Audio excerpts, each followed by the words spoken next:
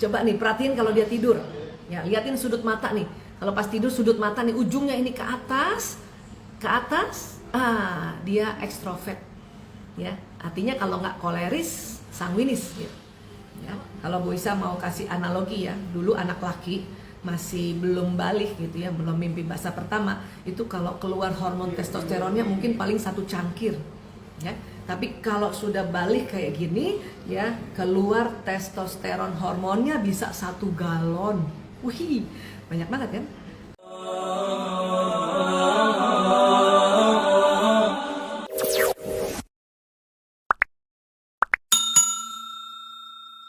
Ya, kita akan bahas tentang watak anak ya. Tentu kalau pekan lalu kita bahas tentang watak diri sendiri, sekarang kita mulai melihat dengan jeli kira-kira anak kita wataknya yang mana ya. Nah, kalau kita mau deteksi tentang anak kita, ya kita harus lihat memang kebiasaan dia yang sehari-hari selama ini. Ya, lihat apanya Bu Aisyah? Lihat watak dominan. Jadi kan setiap orang itu wataknya 2 jenis. Ada yang watak dominan dan ada yang kombinasi. Ya. Nah, yang bisa kita lihat sehari-hari itu adalah watak dominannya. Kita lihat dari hasratnya. Ya. Kalau ada anak yang hasratnya damai, menghindari konflik, ya, kemudian dia nggak mau, pokoknya udah terserah.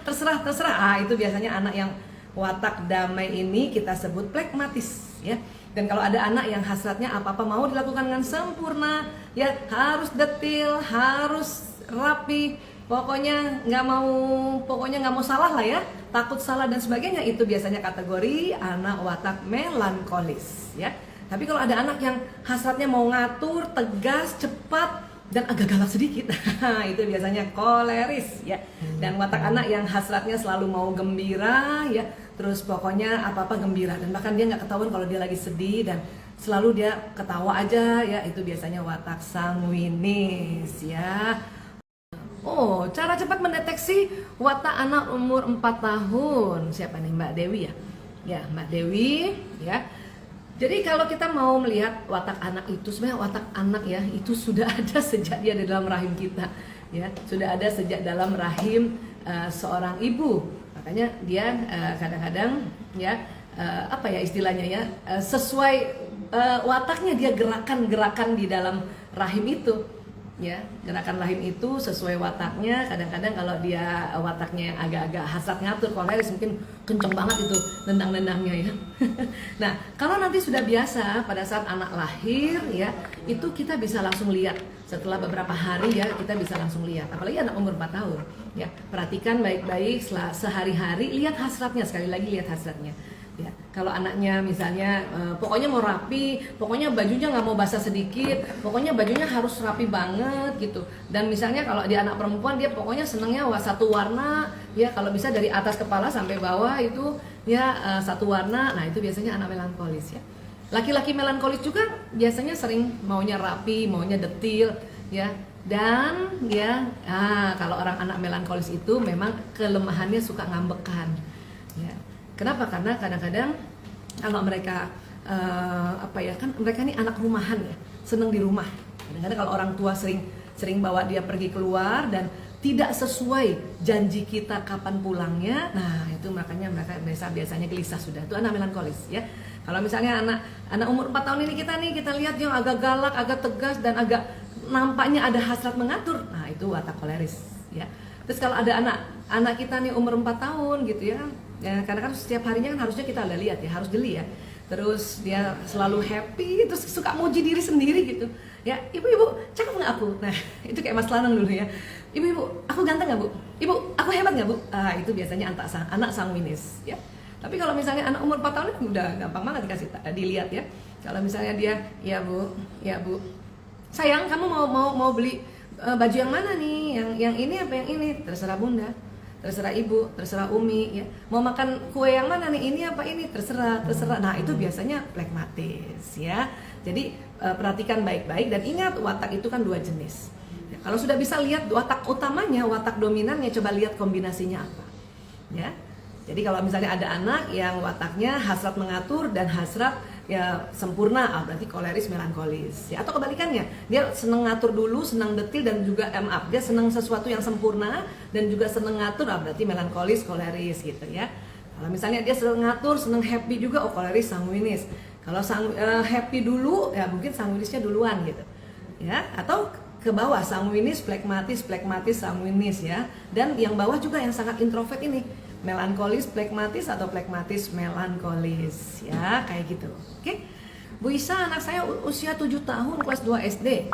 Masih belum mudeng kalau dia punya tugas dari sekolah, jadi seringnya diingatkan terus. Itu gimana ya Bu?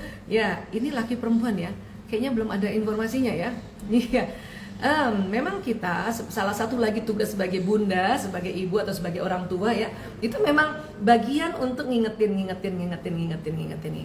ya. Itu sampai gede nggak apa-apa ya. Nah, kalau dia ini anak laki-laki ya, karena ini tidak tertulis ya laki apa perempuan ya. Kalau dia laki-laki, memang usia umur 7 tahun anak laki-laki itu otak kirinya, otak analisanya belumlah seperti anak perempuan. Kalau anak perempuan itu otak kiri dan kanannya itu sambungan neuronnya sudah seimbang. Jadi antara analisa dan kreativitas anak perempuan itu sudah lebih paham tentang oh ya saya harus gini, saya harus gini. Apalagi kalau sudahlah anak perempuan, wataknya yang melankolis atau koleris ya. Nah, kalau laki-laki memang usia 7 tahun ini ya dia memang belum lagi ngerti gitu bahwa ini sebuah tanggung jawab, karena anak laki-laki itu otak kanannya yang lebih berkembang, otak kanannya yang lebih duluan terstimulasi neuronnya, sehingga anak laki-laki itu umur-umur segini pokoknya kerjanya main aja ya. Sabar bunda yang punya anak laki ya, pokoknya ingetin aja terus sampai kapan nanti dia baru mudeng di atas 18 tahun ya. Oke. Baik, kemudian apa lagi Mbak siapa? Yuni. Anak saya yang pertama teramat sayang dengan adiknya, jadi terlalu ngalah sama adiknya. Adiknya juga rada-rada memanfaatkan kakaknya. Saya sudah sering kasih tahu ke kakaknya bahwa tidak seperti itu. Mungkin ini kakaknya yang damai ya, yang pragmatis ya, Masya Allah. Dia udah damai anak pertama, memang begitu tuh ya. Anak kalau sudah watak damai anak pertama itu sama adiknya tuh care banget dan ngalahan memang. Dan biasanya kan kalau kita punya anak lebih dari satu, misalnya yang pertama damai, yang kedua tuh nggak damai lagi, yang kedua bisa jadi yang koleris kan ya. Dan yang kedua ya, sebetulnya kita nggak usah melabel dia bahwa dia memanfaatkan kakaknya ya. Kita karena label itu yang nanti lebih bahaya dibanding watak itu sendiri ya. Pokoknya kalau adiknya ya minta tolong kakaknya, atau kalau misalnya kita lihat ini adiknya nyuruh kakaknya, itu bilang di otak kita oh dia minta tolong, dan kakaknya dengan senang hati oh alhamdulillah kakaknya senang menolong ya. Karena kadang-kadang label dari orang tua itu jauh lebih berbahaya ya. It's okay, nggak apa-apa, pokoknya kakak adik yang penting mereka senang saling membantu, dan yang satu mau ngebantuin, yang satu ya dibantu ya, yang satu mau disuruh, dan yang satu pasti ada yang mau menyuruh. Ya kira-kira kayak gitu aja, pokoknya hindari melabel. Oke.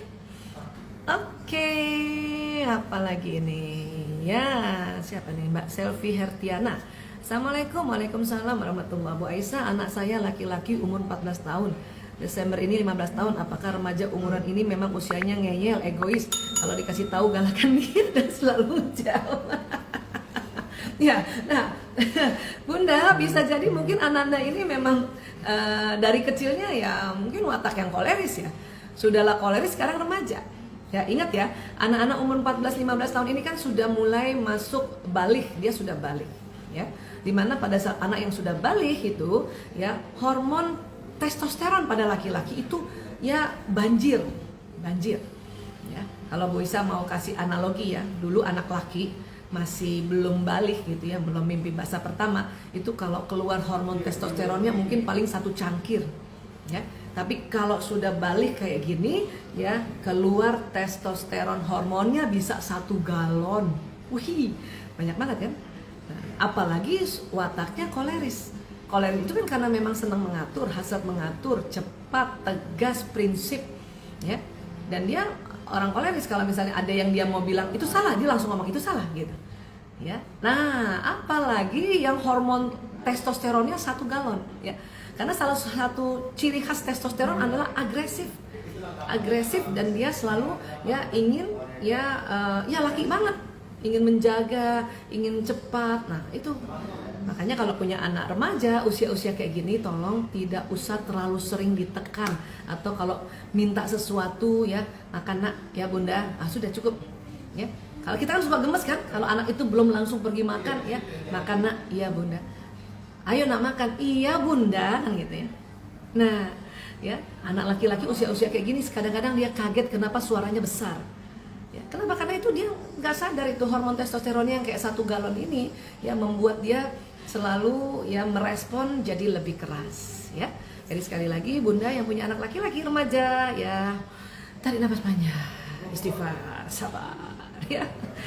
Oke, dari Retna Ridim ya. Bisa dirubah nggak ya Bu anak melankolis yang sudah umur 18 tahunan karena sering moody ngambek gitu? Watak ya, watak tidak berubah. Dia program bawaan lahir. Ya. Jadi kalau di Al-Isra 84 ya firman Allah, Bismillahirrahmanirrahim, katakanlah wahai Muhammad, setiap orang itu berbuat sesuai pembawaannya masing-masing. Nah, pembawaan masing-masing inilah itu yang ditemukan oleh para ilmuwan, itu adalah watak. Ya, nanti ada lagi bakat. Ya, nah, jadi melankolis itu tetap melankolis, hanya nanti dia lama-lama mulai paham bagaimana dia mengendalikan ya watak melankolisnya pada saat titik kelemahannya muncul. Ya, memang melankolis ini karena dia lembut ya, lembut, perasa dan mau teratur ya. Dan selalu ingin ditemani sebetulnya. Jadi bunda juga karena anandanya memang perasa dan ya dia karena teratur, makanya nggak mau cepet-cepet kalau dikasih tahu apa-apa, nggak mau cepet-cepet, nggak mau ya pokoknya kalau bisa yang sistematis gitu ya.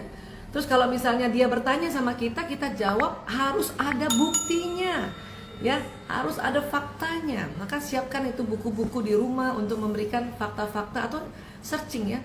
Searching, kalau dia tanya sesuatu ya searching aja, ini loh nak yang Umi lihat, yang Umi tahu, yang Umi baca di Google misalnya atau di mana, pokoknya kita searching ya ini kayak gini gitu. Karena anak melankolisnya akan tanya terus kenapa dan mau rapi, mau teratur. Jadi kalau bunda udah janji dia, bunda nggak segera tepati, wah itulah dia ngambekan ya. Oke. Ibu Feni Wulantari, bisa karena keturunan nggak sih watak anak ya? Karena beberapa watak kok ngikut saya dan suami. Iya, watak itu genetik. Ya, jadi pada abad ke-18 itu pada saat ditemukan teori genetika, ditemukan bahwa watak itu genetik. Makanya ada 2 jenis kan? Satu jenis wataknya itu turunan ayah. Kalau ayahnya nggak ada, itu mungkin leluhurnya ayah. Ya, satu lagi turunan dari ibu. Kalau bukan pas ibunya, leluhurnya ibu ke atas. Nah, jadi kadang-kadang kan kalau kita lihat anak kita ya, apalagi anaknya lebih dari 1 ya, kita akan bilang ini kayak aku banget nih. So, ada anak lagi ini kayak bapaknya banget nih, bapaknya. Itu benar, karena memang genetik. Oke? Iya. Oke, berikutnya, wah ini seru juga nih ya, Ibu Renya Kawati. Assalamualaikum Ibu. Waalaikumsalam. Anak saya ada 4, 2 laki-laki 2 perempuan. Wah, 2 pasang ya.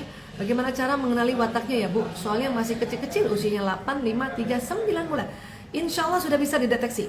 Ya, tadi kan saya sudah cerita dari awal IG live kita bahwa dari dalam rahim aja itu sudah bisa dideteksi kalau kita sudah mulai sering belajar tentang watak. Anak lahir ya, kalau udah bisa ya, apalagi kalau dia udah buka mata, kita langsung bisa lihat, oh ini anakku ini, ya wataknya ini ya. Nah, waktu pekan lalu Bu Isa udah cerita juga nih, apalagi anak kecil nih, gampang banget lihatnya, ya. Coba nih perhatiin kalau dia tidur, ya liatin sudut mata nih. Kalau pas tidur sudut mata nih ujungnya ini ke atas, dia ekstrovert, ya. Artinya kalau nggak koleris, sanguinis gitu. Kalau itu anak tidur ya, usia ini semua ya, terus sudutnya ini rata gini kah atau dia agak ke bawah gini, sudutnya gini, oh dia ya kemungkinan besar anak introvert. Kalau nggak melankolis, flekmatis, gitu. Ya, habis itu lihat pada saat dia tidur nih sudut bibir sini, sudut bibir ini. Ya pas dia tidur ya, kalau dia senyum kan nggak ketahuan ya. Ya, dia tidur. Sudut ini, ya ada orang nih sudut ini walaupun tidur, ya ini naik ke atas, ya. Terus ada juga yang turun ke bawah. Nah, gini, gitu. Ya, kalau sudut mata ke atas, sudut bibir ke atas, itu anak watak dominannya ya, watak yang utamanya itu adalah sanguinis ya. Kemudian kalau dia naik ke atas, kemudian sudut ke bawah itu koleris ya. Kemudian kalau ananda kita ini sudut mata ke atas, tapi maaf, sudut matanya ke bawah gini, ya, tapi sudut bibirnya ke atas, itu flegmatis. Ya. Kalau sudut mata ke bawah dan sudut bibirnya ke bawah itu melankolis. Melankolis itu wajah serius, kan apa-apa dipikirin. Jadi itu muka serius tuh, ya, sudut mata ke bawah, bibir ke bawah itu serius banget. Ya. Bisa dengan cara kayak gitu, bisa juga nanti lihat hasratnya tadi, ya, atau bisa lihat dia punya ciri khas. Pengamat kah? Kalau pengamat flegmatis atau pemikir, apa-apa dipikirin itu melankolis, ya. Atau senang apa-apa kerja, bangun tidur aja loncat dan dia bisa langsung melakukan aktivitas, itu namanya pelaku, itu koleris. Atau senang ngomong aja, dari kecil senang ngomong ngomong sama orang lain, ya. Kalau ketemu orang baru juga mudah bicara, itu namanya pembicara. Nah, ini watak sanguinis, ya. Jadi bisa kayak gitu, ya. Oke, dari Bu Weni, ya. Dokter yang baik, apakah watak bisa dibentuk sesuai dengan keinginan orang tua? Watak soalnya itu bahan dasar, ya. Keinginan kita apa dulu? Kalau watak ini kan nggak bisa dirubah, watak memang udah begitu, ya. Di hasratnya itu dia nggak bisa berubah. Tapi kalau kita mau ajarkan anak-anak tentang apa? Tentang tata tertib, kedisiplinan, peraturan-peraturan di rumah, ya, budi pekerti, itu bisa. Ya. Cuman tetap karena watak beda, anak melakukannya, ya, ajaran orang tua dengan gaya berbeda, ya. Saya sering contohin itu, ya, paling gampang soalnya. Kita mau ajarkan dia buang sampah. Nah, buang sampah tempat sampah, ya. Anak yang wataknya melankolis karena memang rapi, dia akan selalu buang sampah ke tempat sampah dan betul-betul dia harus lihat barang itu dia buang ke tempat sampah. Kalau tempat sampahnya itu ada tutupnya, dia datangi tempat sampah, dia injek dulu tuh buat tempat pembuka tutup, kemudian dia lihat itu, baru ditutup lagi. Itu anak melankolis, ya kan? Nah, kalau anak misalnya sanguinis, anak yang selalu gembira, happy, ya, dia seneng banget kalau buang sampah itu sambil main kayak orang main basket gitu, iya gitu, ya. Tapi buang sampah juga bukan? Tapi seneng main-main. Gitu. Makanya kalau punya anak sanguinis, tempat sampahnya kalau bisa yang terbuka, nggak usah yang pakai tutup-tutup gitu, repot. Nanti dia lempar nggak masuk. Apa dia bilang besok masuk, insya Allah kan ya. Hari itu dia nggak masuk. Anak koleris biasanya tetap dia mau buang sampah. Tapi karena koleris seneng banget menyuruh, ya, dan karena dia banyak kerjaan, ya, anak kolerisnya seneng banyak kegiatannya banyak, ya, biasanya dia suruh orang, ya, dek tolong buang sampah dek. Siapa yang biasanya yang disuruh? Anak flegmatis biasanya, ya, dengan senang hati disuruh oleh kakaknya yang koleris, itu bangga banget seorang anak flegmatis, ya. Jadi peraturannya kan sama kan, buang sampah pada tempatnya. Karena watak beda, gayanya beda, ya. Nah, lipat selimutnya ya, nak. Misalnya ibunya melankolis, ya, lipat selimut ya kayak anak, ya. Nih udah dikasih contoh, ya. Ini kalau lipat selimut ujung ketemu ujung, ya, nak. Ya, ujungnya lagi ketemu ujungnya, nak. Ya. Kalau anaknya melankolis, dia pasti dengan mudah melakukannya. Oke? Tapi kalau anaknya sanguinis, dia lipat aja, ujung nggak ketemu ujung, ibu udah syukur, Bu. Udah syukur dilipet. Kenapa? Karena otaknya nggak menyuruh untuk ujung ketemu ujung. Ya, dia punya main di sini nih, program main atau pikiran dan program wataknya itu menyuruh dia untuk banyak ide. Makanya nggak perlu terlalu rapi-rapi banget karena buang waktu menurut otak sanguinis dan koleris. Ya, kalau alam pragmatis dia juga bisa kok, ya, agak rapi tetapi lebih rapi yang melankolis. Jadi artinya kalau orang tua ini, ya, dia hanya bisa memberikan arahan-arahan gitu. Nah, watak ini kalau kita kasih arahan-arahan itu namanya membentuk karakter. Apa sih? Ya, anak kita anak perempuan membentuk karakter muslimah dari kecil kita ingatkan, kita ajarkan, kita kenalkan, termasuk dari bajunya, pas segala macam gitu, ya. Jadi tetap watak beda. Oke. Iya. Baik. Yupinipi. Kalau watak bisa juga dipengaruhi oleh pola asuh nggak, Dok? Watak, ya, watak itu kan ibarat bahan dasar. Nah, saya kasih lebih detail lagi, ya. Kayu, besi, ya, plastik, terus batu, itu bahan dasar, ya. Nah, itulah watak. Tapi Bunda mau membuat karakter kayu, dari kayu ini meja kotak, itu namanya karakter, ya. Nah, pola asuh ini, ya, membentuk kayu itu bisa nggak jadi meja kotak yang bagus, nggak ada copel-copelnya, nggak ada kerusakan-kerusakannya, itu pola asuh, ya. Bahannya batu, Bunda batu nih, misalnya katakanlah batu tuh koleris gitu ya. Bunda mau buat dia meja batu yang kotak gitu, yang bagus. Nah, pola asuh itulah yang ibarat gergajinya, ibarat palunya, ibarat ya potong pisaunya dan sebagainya. Kalau anak kita wataknya atau bahan dasarnya plastik, terus pola asuh kita pola asuh untuk batu, kita pakai gergaji batu, ya plastik itu sebelum jadi meja kotak plastik dia bisa hancur, walaupun jadi meja juga, cuman copel sana, copel sini, bengkok sana, bengkok sini gitu, ya bahan dasarnya batu. Kemudian kita pakai pola asuh untuk ya plastik yang lembek, terlalu lembek gitu ya. Itu jadi meja kotaknya itu lama itu batu. Oke, makanya kenali bahan dasar anak kita sehingga kita memberikan gaya pola asuh yang pas buat dia. Ya. Oke, sekarang siapa lagi? Bunda Agustina, Mbak Agustina, Bu Dokter Aisyah, kondisi psikologis ibu waktu hamil apakah bisa mempengaruhi watak anak yang dikandungnya? Oh, ya. Watak itu dibawa sejak bertemunya telur dan sperma, telur seorang ibu dan sperma ayah, kemudian dia jadi zigot, ya. Di situ sudah mulai ada potensi-potensi ya tentang jenis rambut, jenis kulit, bentuk mata, ujung mata, tengah mata, bentuk hidung dan sebagainya, termasuk juga potensi watak, ya. Nah, ibu hamil itu yang nanti menjadi kontribusi adalah perasaan si janin ini. Kalau ibu selalu senantiasa sedih, maka janin ini ikut sedih. Kenapa? Karena janin ini dekat sekali kan, posisi janin dalam rahim ibu ini sangat dekat hubungannya dengan ibu. Lewat apa? Lewat sistem sarafnya. Ya. Makanannya aja juga akan cepat banget sampai ke janin lewat plasenta kan gitu. Dan biasanya emosi yang biasanya ya masuk ke dalam janin.